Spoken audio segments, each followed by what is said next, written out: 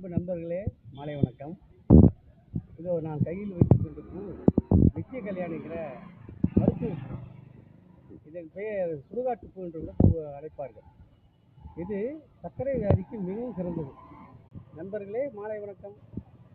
இந்த பூவின் பேர் நித்திய கல்யாணி. இதுக்கு இன்னொரு பேர் இருக்கு, சுடுகாட்டுப்பூன்னு ஒரு பேர் இருக்கு. இந்த பூ சர்க்கரை வியாதிக்கு மிகவும் நல்லது.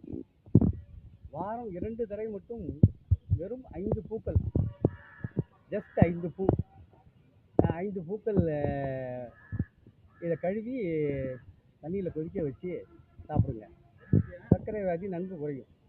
ஆனால் ஒன்று, வாரத்துக்கு 2 தடவை தான் போடணும், டெய்லியெலாம் போடக்கூடாது. ஆமாம், முயற்சி பண்ணுங்க. இது ரோடுகளில், பங்களாவில், ஒரு காட்டு ஓரம் எங்கேயும் கிடைக்கும். அப்படி இல்லைன்னா நாட்டு மருந்து கடையில் நித்திய கல்யாணி பவுடருங்கள் கொடுப்பாங்க. வாரத்துக்கு 2 தடவை ஒரு ஸ்பூன் மேலே போட்டுறாதீங்க. அது போதும்.